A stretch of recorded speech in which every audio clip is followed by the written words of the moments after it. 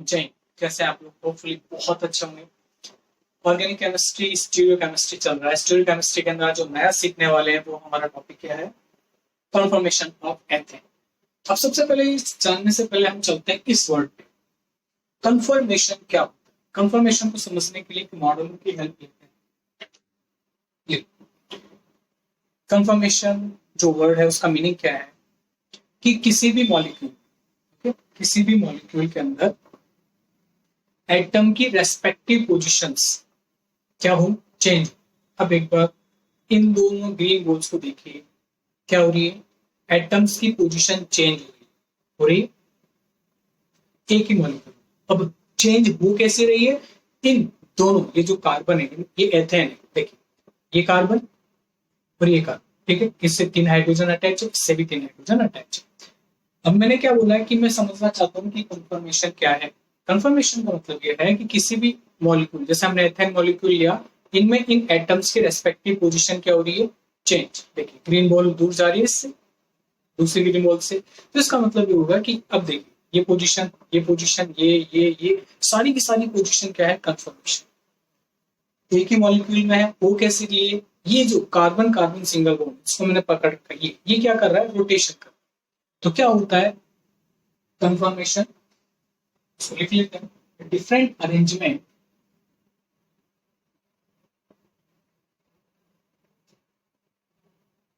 the different arrangement of atoms in a molecule। तो ये तो हो गई लिखा पढ़ी की बातें कि भैया हमने क्या करा, एक मॉलिक्यूल लिया। अब ये एथेन हमने लिया है, यहाँ पे कुछ भी हो सकता है ये मॉलिक्यूल, ठीक है। ये जो एटम्स है, इस कार्बन से ये 3 एटम्स लगे हुए कुछ भी हो सकते हैं, इस कार्बन से 3 ग्रुप या एटम लगे हुए वो कुछ भी हो सकते हैं, ठीक है। हमें सिर्फ इतना देखना है कि इन एटम्स की respective changes, condition, respective position क्या हो रही है? चेंज। डिफरेंट अरेंजमेंट, ये देखिए, अभी देखिए इस ग्रे बोल के सामने क्या है? ग्रीन। चेंज हो रहा है, कैसे चेंज हो रहा है? ये जो कार्बन है, ये कार्बन सिंगल बॉन्ड है, रोटेशन हो रहा है, इस वजह से ये सारी चीजें हो रही। चले आगे, तो कंफर्मेशन जो था ये वर्ड हमने समझने की कोशिश की।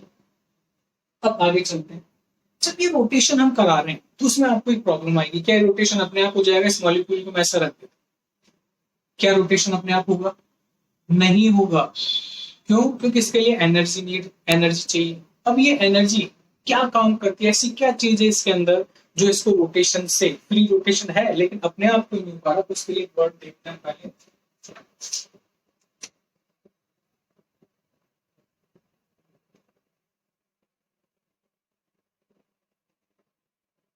कौन सा है? Torsional strain. टॉर्सनल स्ट्रेन पढ़ेंगे।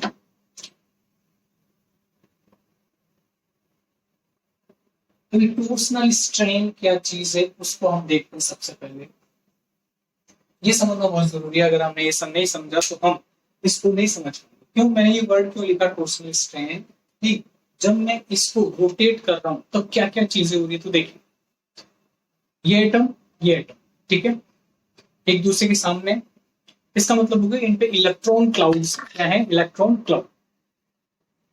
और ये एक दूसरे से क्या करेंगे? रिपल्शन करेंगे, ठीक है।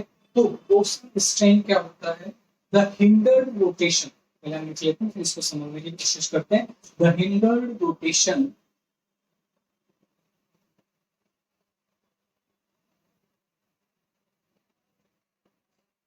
अबाउट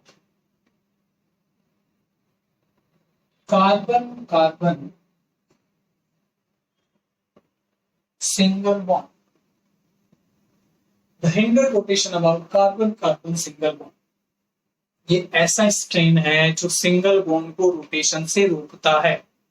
अब कैसे रोकता है वो देखते हैं। मेन चीज, मान लीजिए मैंने एक सौहार्स रिप्रेजेंटेशन बनाया है, उससे समझने की कोशिश करें। सौहार्स बनाया हमने, इसको हम टॉर्सनल स्ट्रेन समझते हैं इसमें।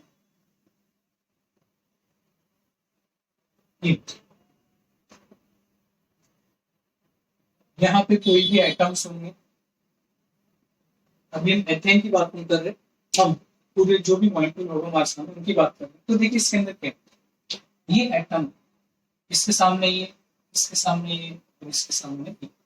तो क्या होता है कि जब ये मॉलिक्यूल है, ठीक है, तो जब मैं इसे रोटेशन करूंगा तो क्या करेगा कि इन एटम्स पे क्या इलेक्ट्रॉन क्लाउड तो एक दूसरे से क्या करेंगे, रिपल्शन करेंगे। तो ये जो रोटेशन है, कार्बन कार्बन रोटेशन, ये नहीं होने देंगे। पहला इसलिए बोलते हैं टॉर्सनल स्ट्रेन, क्या कि जो एटम्स हैं वो आपस में क्या करते हैं, रिपल्शन करते हैं। रिपल्शन इन बिटवीन एटम्स, क्या बोलेंगे हम, रिपल्शन इन बिटवीन एटम्स।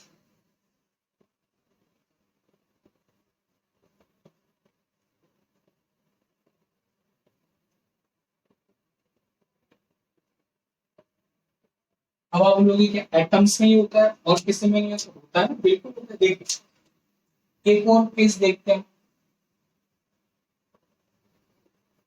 ये मैंने सौहार्द बनाए हैं दोनों के दोनों। यहाँ पे कोई एटम होगा, यहाँ पे भी कोई भी ग्रुप हो सकता है।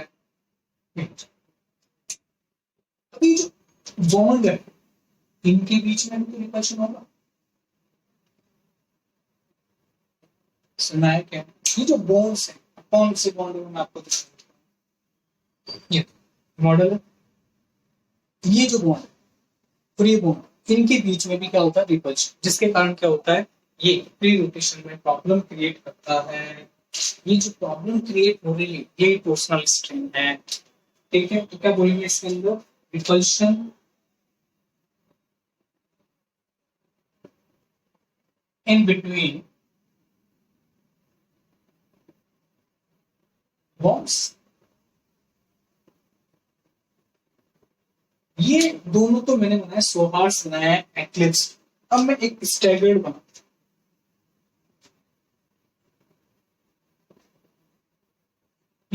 स्टैगर्ड बन गया, पता है आपको, हमने पहले भी डिस्कस कर लिया है स्टैगर्ड और एक्लिप्स क्या होता है, हम इस पर अभी बात नहीं करेंगे। हम पॉइंट पे एट, यानी स्टैगर्ड का मतलब है कि एट। ठीक है, स्टैगर्ड कंफर्मेशन मैंने बना दिया है।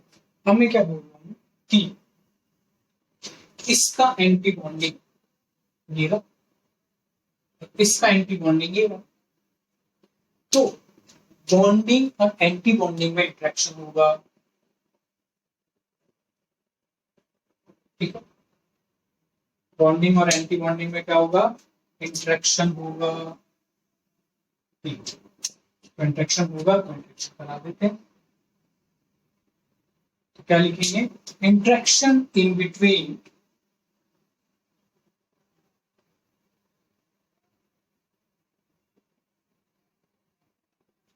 Between bonding and anti bonding molecular orbital.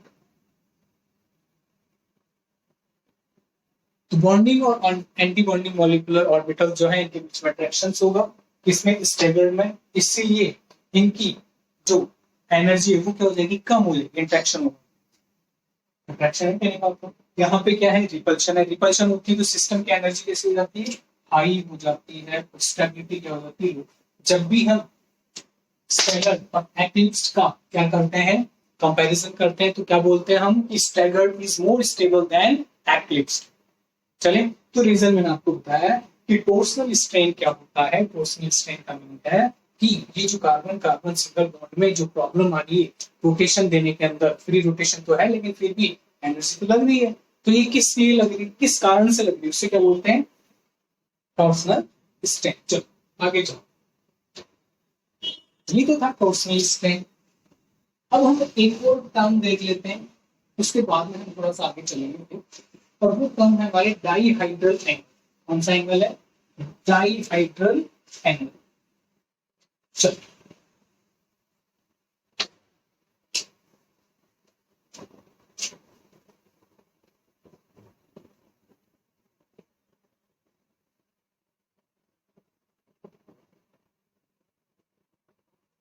देखिए, ये जरूरी है कंफर्मेशन ऑफ एथेन देखिए, प्रोपेन पढ़े, ब्यूटेन पढ़े, किसी का भी पढ़िए, ये टर्म्स हमें आना चाहिए। ठीक है, क्या है डाइहाइड्रल एंगल? कहने का मतलब है कि the angle in between to plates, simple simple way क्या लिखेंगे, द एंगल बिटवीन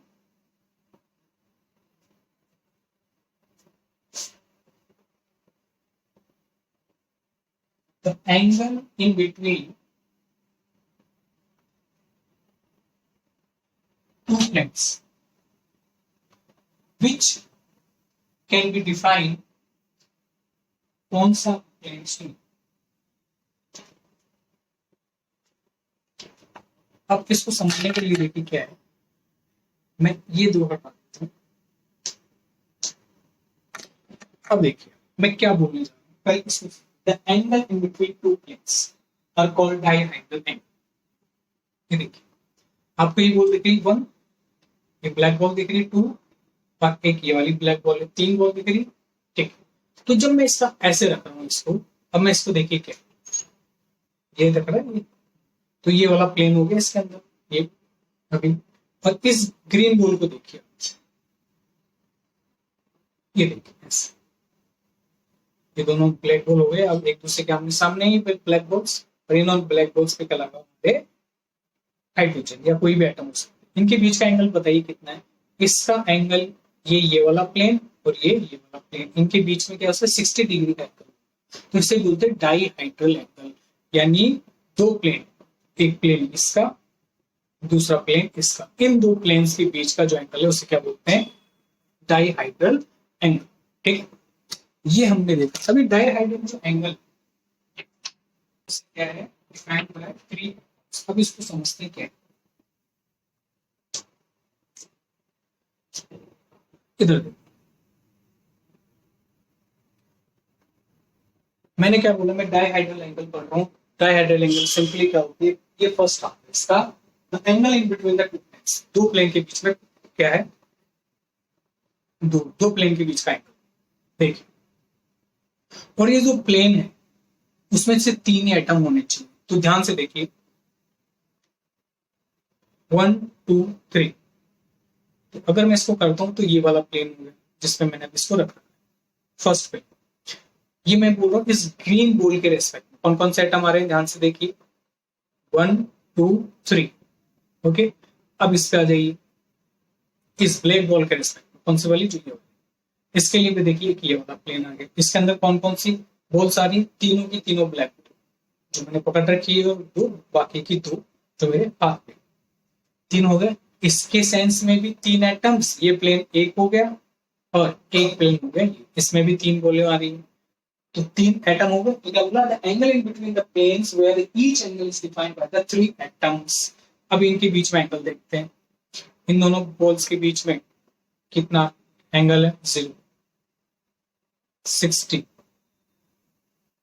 120 80, आगे के क्या है, इसे डाइहाइड्रल एंगल हम बोलते हैं। चलो आगे चलते हैं, इसको बोर्ड पे समझ लेते हैं। इस मान लीजिए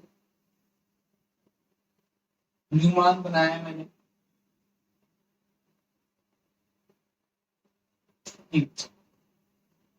यहाँ पे मान लीजिए हाइड्रोजन, यहाँ पे हाइड्रोजन। अब मैं बोल रहा हूँ इन दो हाइड्रोजन के बीच में डाइहाइड्रल एंगल कितना है, तो सीधी सी बात है 60 डिग्री। ठीक है, मान लीजिए मेरे को इनके बीच में डाइहाइड्रल एंगल नहीं देखना है, मेरे को देखना है इनके बीच कितना होगा, 60 प्लस 60 120। मुझे इनके बीच में भी नहीं देखना, मेरे को तो क्या देखना है, इनके बीच में का डाइहाइड्रल एंगल देखना है, कितना हो जाएगा 180 डिग्री। तो ये जो 60 120 180 एटम्स के रेस्पेक्ट में या प्लेन के रेस्पेक्ट में हमने जो भी एंगल बताया है उसे बोलते हैं डाइहाइड्रल। हमने दो डेफिनेशंस देखी, क्या टॉर्सनल स्ट्रेन देखा, सेकंड क्या देखा हमने, डाइहाइड्रल एंगल। दोनों के दोनों टर्म्स अभी काम आने, कैसा है देखते हैं।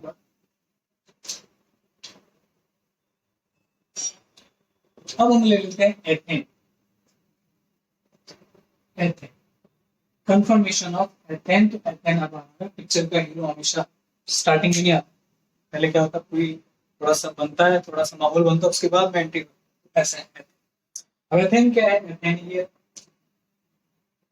इसी से CH3 बड़ी चीज नहीं, इसको हम ऐसे भी बना सकते हैं, ये लीजिए।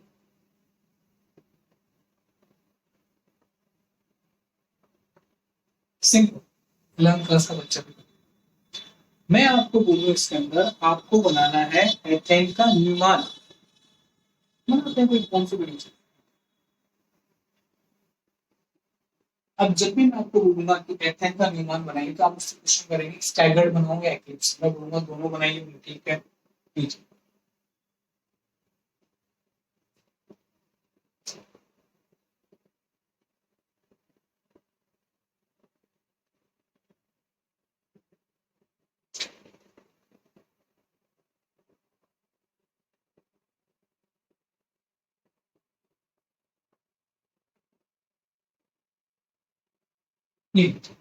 ये हो गया कौन सा, एक्लिप्स। आगे चलते हैं, एक और बनाते हैं, वो अपन ने क्या बोला है, स्टेगर्ड।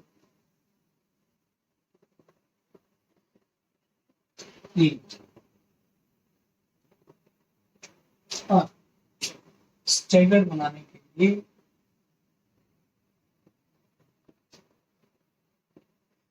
न्यूमान प्रोजेक्शन के अंदर मैंने स्टेगर्ड और क्या बनाया है इसका न्यूमान। जब आगे चलते हैं, जब मैं इसको 180 से रोटेट करूंगा, सॉरी मैं इसको 160 से रोटेशन दे रहा हूं, और कैसे दे रहा हूं तो देखिए इसको, इसको बना लेते हैं पास।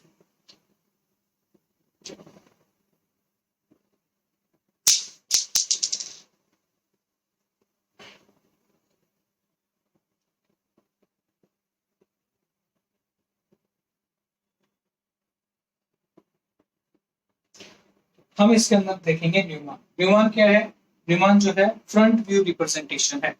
ये जो है फ्रंट व्यू, इस मॉडल को अगर मैं आपको ऐसे दिखाऊं, दिस इज न्यूमान प्रोजेक्शन, यानी ये दो दो कार्बन एटम, ये वो ये, और मैं इसको इसका जस्ट फ्रंट से दिखा रहा हूं। जब मैं इसे फ्रंट से दिखाऊंगा तो आगे वाला कार्बन दिखेगा, लेकिन जो मैंने पीछे से पकड़ रखा है वो कार्बन नहीं दिखेगा। तो हमने क्या करा, न्यूमान के अंदर क्या करते हैं, हम फ्रंट कार्बन को हम डॉट से रिप्रेजेंट करते हैं, और ऐसे ऐसे, और इससे 3 हाइड्रोजन अटैच करते हैं। फ्रंट कार्बन, इससे 3 कार्बन लगे हुए, पीछे वाला कार्बन नहीं दिखेगा। आपने क्यू बनाई होगी, जब प्रे होती है स्कूल के अंदर, तो सबसे आगे हम छोटे बच्चों को खड़ा करते हैं, फिर उससे बड़ा, फिर उससे बड़ा, फिर उससे बड़ा, फिर उससे बड़ा, यही करते हैं। अगर हम सबसे पहले बड़े बच्चों को खड़ा कर देंगे तो क्या क्या होगा, पीछे के तो पता ही नहीं चलेगा, जो छोटे जिनकी हाइट छोटी हो कुछ भी करेंगे दिखेंगे नहीं। तो इसीलिए कि सब एक साथ दिखे, तो हम क्या करते हैं, क्या कॉन्सेप्ट अपनाते हैं कि छोटा, फिर उससे बड़ा, फिर उससे बड़ा, फिर उससे बड़ा। सेम चीज यहाँ पे कि जब आप फ्रंट व्यू देखेंगे तो सामने वाला तो दिखेगा, पीछे वाला नहीं दिखेगा, इसलिए सामने वाले को डॉट से रिप्रेजेंट करके 3 हाइड्रोजन बनाए, और जो पीछे वाला हाइड्रोजन उसको मैं किससे रिप्रेजेंट करूंगा, उसको मैं रिप्रेजेंट करूंगा सर्कल से। समझ आ गया, आगे वाले को डॉट से रिप्रेजेंट कर दिया, पीछे वाले को सर्कल से कर दिया, तो समझ प्रॉब्लम सॉल्व हो गई। और इससे हमने वही क्या लगा दिए, 3 हाइड्रोजन लगा दिए। अब सुनिए, मैंने इसको बोला स्टैगर्ड, मैंने इसको स्टैगर्ड बोला और इसको एक्लिप्स्ड बोला। एक्लिप्स्ड का मतलब होता है ग्रहण। ग्रहण कब होता है, जब सूर्य चंद्रमा पृथ्वी एक दूसरे के सामने ऐसे कुछ आ जाते हैं, तब क्या होता है, आमने सामने आते हैं, तब होता है ग्रहण। तो ये एक दूसरे के आमने सामने कैसे, ये ब्लैक बॉल, दोनों ब्लैक बॉल, ये वाली दोनों ब्लैक बॉल एक दूसरे के आमने सामने, जब परफेक्ट आमने सामने होगी तो दिख ही नहीं रही होगी, ऐसा लग रहा होगा एक ही बॉल है। लेकिन जब इसको मैं थोड़ा सा ट्विस्ट करके बनाता हूँ ऐसे हल्का सा, अब दिख रही है आपको 2 बॉल, बिल्कुल, तो हमने इसको हल्का सा ट्विस्ट करके बनाया ताकि आपको पता रहे कि दो हाइड्रोजन प्रेजेंट हैं एक्लिप्स में। समझ आया? चलो, ये एक्लिप्स और ये स्टेगर्ड यहाँ पे समझते हैं। ये एक्लिप्स फॉर्म है अभी हमारी। मैंने इसको हल्का सा क्या करा, टिल्ट कर दिया, थोड़ा सा रोटेशन दे दिया 60 डिग्री से।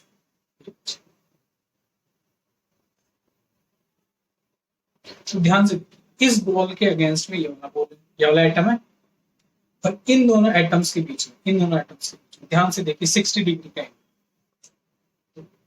इनमें जब भी आप स्टैगर्ड बनाते हैं तो हर बॉन्ड, या मैं बोल सकता हूँ हर प्लेन, या मैं बोल सकता हूँ कई सारी चीजें, क्या कि नियर बाय वाले हाइड्रोजन जो अलग अलग कार्बन पे, उनके बीच का एंगल।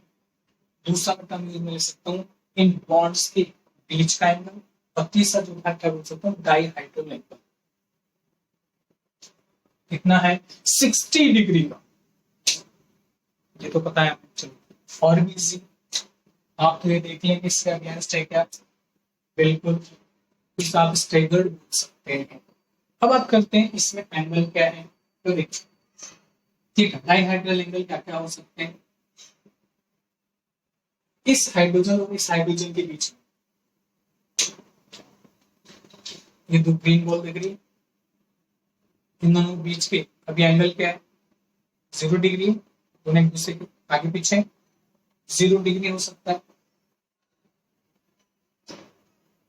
इस हाइड्रोजन और ग्रीन हाइड्रोजन के बीच, ध्यान रखें जो सारी चीजें बोल रहा हूँ, इस कार्बन के हाइड्रोजन और इस हाइड्रोजन के कार्बन के बीच में जो बॉन्ड है, ये बॉन्ड इनके बीच का एंगल, ठीक है।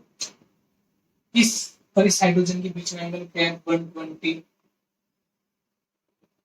ठीक, ये जो है ये 120 हो गया। आगे कितना होगा, आगे का एंगल बताइए, 240। आगे के इधर इसके बीच में 60 डिग्री दिख ही रहा है। फिर इस हाइड्रोजन और इस हाइड्रोजन के बीच में 180। फिर इस हाइड्रोजन और इस हाइड्रोजन के बीच में 300 डिग्री का कोण, एंगल कितना है, 300। ओके, क्लियर, साफ दिख रहा है। तो ये एथेन के बारे में है कि ये सच है। अब बात करते हैं कि इनके अंदर, ये तो आपने, अब आप बोलोगे आपने तो न्यूमॉन बताया, सुहार्स तो बताया नहीं, सुहार्स भी देख लेते हैं, लगेगा। सुहार्स इसके नीचे बना देता हूँ। सुहार्स बनाने के लिए क्या करना पड़ेगा आपको, ऐसे दो लाइन ड्रॉप कीजिए। पहले मैं एक्लिप्स बनाऊंगा,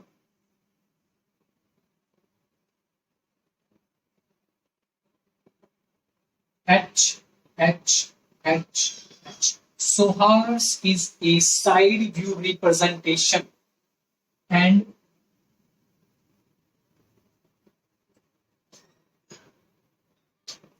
ये तो हो गया एक्लिप्स और ये हो गया स्टेगर्ड। अब आप बोलोगे हमें कैसे पता चलेगा स्टेगर्ड और एक्लिप्स का, ध्यान रखिएगा मैंने बता रखा है, ऊपर हाइड्रोजन नीचे हाइड्रोजन क्या हो गया, स्टेगर्ड। ऊपर हाइड्रोजन इसके जस्ट सामने हाइड्रोजन क्या हो गया, स्टेगर्ड। वो सॉन्ग नहीं है कि मैं सामने वाली खिड़की में, ये सामने वाली खिड़की में अगर पूछे तो स्टेगर्ड, खत्म बात। चले आगे, चलो। एक्लिप्स स्टेप, ये मैंने किसके बारे में बताया, सुहार्स, और ये मैंने क्या बताया है, न्यूमन। अब इधर आइए, मैंने क्या बोला था, फ्रंट व्यू रिप्रेजेंटेशन, जैसे मैं फ्रंट से दिखा रहा हूँ इसको, तो ये क्या है आपका न्यूमन। और अगर मैं साइड से दिखा रहा हूँ तो इसे क्या बोलेंगे, sawhorse representation. Side view sawhorse. चले आगे, चलो और थोड़ा सा आगे चलते हैं, एनर्जी प्रोफाइल डायग्राम देख लेते हैं इसका। ठीक,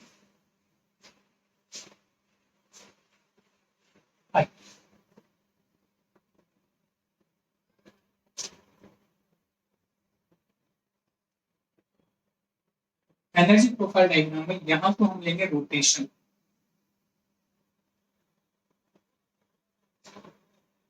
जिससे मैं बोल रहा हूँ थीटा, और यहाँ पे लेंगे एनर्जी। ठीक है, तो एनर्जी प्रोफाइल डायग्राम है तो एनर्जी की बात तो करेंगे ही। अब जो डायग्राम बनेगा वो हमारा कुछ ऐसा बनेगा।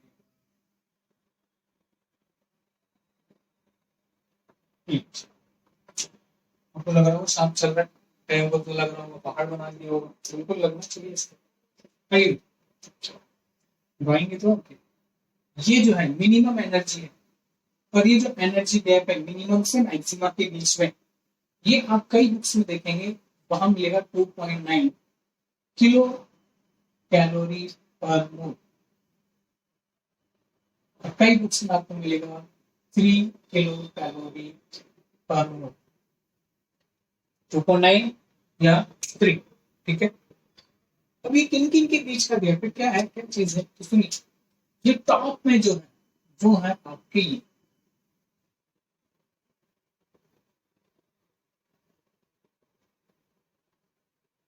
क्या बनाया मैंने, स्टैगर्ड ऊपर, और नीचे जो बनेगा आपके ये वाली जो पीक्स है किनकी होंगी,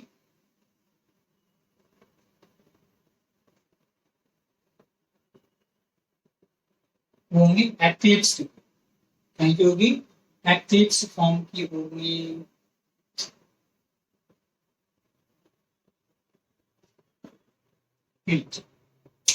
अब आपके माइंड में आ होगा वो तो ठीक है, सारी चीजें हमारे समझ में भी आ गई, ऊपर एक्लिप्स नीचे, नीचे एक्लिप्स ऊपर स्टैगर्ड, ये जो गैप आ गया इनके बीच का जो गैप है उनमें क्या है,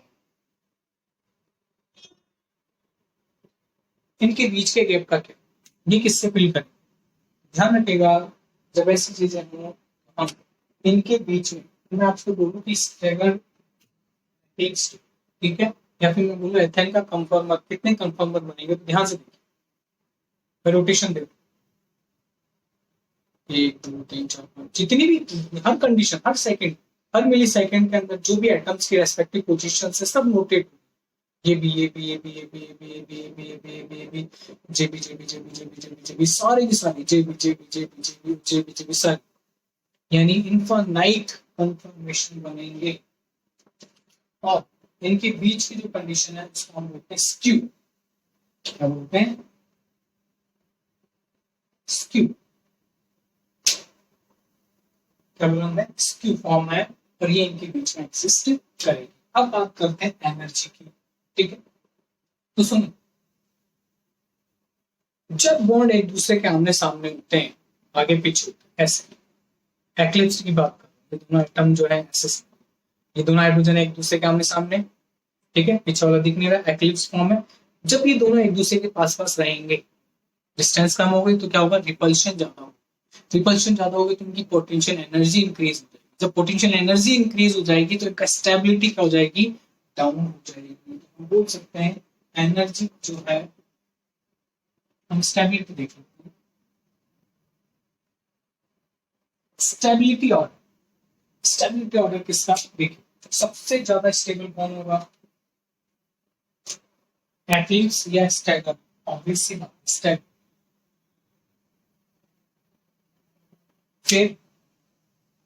फिर आएगा स्क्यू, और फिर आया एक्लिप्स, क्योंकि एक्लिप्स में एटम एक दूसरे के जस्ट आमने सामने होते हैं, और लेकिन स्टेगर्ड में 60 डिग्री का एंगल होता है, देखिए अपने सामने हर एटम, हर बॉन्ड के बीच में 60 डिग्री का डायहेड्रल एंगल है, जबकि इसके अंदर तो 0 डिग्री है, और स्क्यू के अंदर 60 से थोड़ा सा क्या होगा, कम होगा, इसलिए हमने क्या बोला, ये स्टेबिलिटी ऑर्डर। अगर मैं एनर्जी ऑर्डर बताऊं, आपसे बोलूं कि एनर्जी ऑर्डर क्या होगा इसके अंदर, बताइए जल्दी से, तो इसका जस्ट रिवर्स क्या हो जाएगा, हम क्या लिख देंगे, एनर्जी जो है एक्लिप्स में सबसे ज्यादा होगी, फिर स्क्यू में, और फिर स्टैगर्ड में सबसे कम होगा। ध्यान रखिएगा, stability is inversely proportional to energy, energy ज्यादा होगी तो स्टेबिलिटी कम, एनर्जी कम स्टेबिलिटी ज्यादा, चले आगे। तो ये जो सारी चीजें थी वो हमारे किस्म थे कंफर्मेशन ऑफ एथेन। अब सुनिए,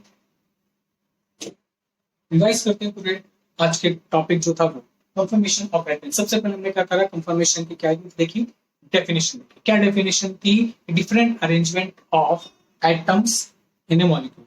यानी क्या था ये जो एटम्स है इनका डिफरेंट अरेंजमेंट। ये जो मैं अभी जो भी सारी चीजें कर रहा हूँ ये किसमें पढ़ेंगे हम, ये कंफर्मेशन है। अभी कंफर्मेशन मिल कैसे रहा है, इन कार्बन कार्बन सिंगल बॉन्ड्स के रोटेशन से। अब इन रोटेशन में क्या क्या प्रॉब्लम करता है हम उसके लिए हमने टर्म बना दी, क्या, टॉर्सनल स्ट्रेन। टॉर्सनल स्ट्रेन क्या होता है कि जो रोटेशन करके हम कंफर्मेशन गेन कर रहे हैं इसके अंदर वो प्रॉब्लम क्रिएट करता है, उसका मतलब टॉर्सनल स्ट्रेन। और कितनी वजह से, कितनी किन कारणों से होता है, क्या क्या कॉजेज होते हैं वो हमने इसमें देखे। फिर उसके बाद में हमने क्या देखा, स्टैगर बनाया हमने, न्यूमैन सॉल्व्स बनाया। उसके बाद में एनर्जी प्रोफाइल डायग्राम देखा और उसमें स्टेबिलिटी और एनर्जी का ऑर्डर देखा। ओके, ये तो था कंफर्मेशन ऑफ एटम। हंसते रहिए, मुस्कुराते रहिए। जय हिंद।